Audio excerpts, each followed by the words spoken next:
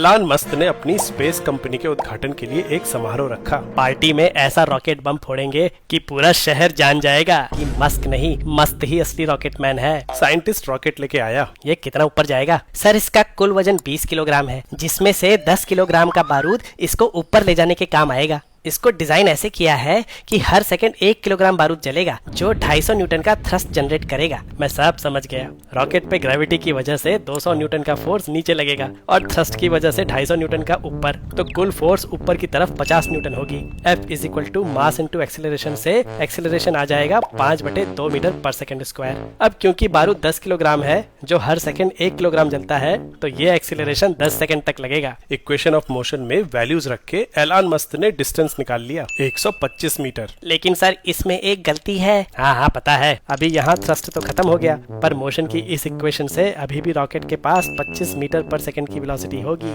जिससे ये 31.25 मीटर और ऊपर जाएगा, यानी कुल 156.25 मीटर। मस्त ने आओ देखा न ताओ और रॉकेट लॉन्च कर दिया। पर ये क्या, रॉकेट तो ऊपर ही जाए जा रहा है। वो इतनी ऊपर चला गया कि उसका धमाका ठीक से दिखा ही नहीं। ये क्या हो गया? ज्यादा बारूद डाल दिया था क्या? अरे सर, मैं वही तो बता रहा था। आपने कैलकुलेशन में रॉकेट का मास कांस्टेंट मान लिया, लेकिन बारूद जलने से इसका मास लगातार कम होगा, जिसकी वजह से ग्रेविटेशनल फोर्स कम होगी और ऊपर की तरफ नेट फोर्स बढ़ती रहेगी। इसलिए रॉकेट का एक्सीलरेशन भी लगातार बढ़ता रहेगा। तो क्या यहाँ इक्वेशंस ऑफ मोशन काम नहीं करेंगी? करेंगी सर, लेकिन हर मोमेंट के लिए इक्वेशन में अलग अलग एक्सीलरेशन लिखना होगा। तो इतनी सारी इक्वेशंस कैसे सॉल्व करेंगे? बारूद जलने की वजह से रॉकेट का मास हर सेकंड 1 किलोग्राम से कम होता जाएगा और नीचे लगने वाली ग्रेविटेशनल फोर्स किसी भी टाइम पे रॉकेट का मास गुने जी होगी। थ्रस्ट और ग्रेविटेशनल पुल को माइनस करके जो नेट फोर्स आएगी, उसको रॉकेट के मास से डिवाइड कर दे तो रॉकेट के एक्सीलरेशन की इक्वेशन आ जाएगी। गौर करें तो टाइम के साथ डिनोमिनेटर घटेगा और न्यूमरेटर बढ़ेगा,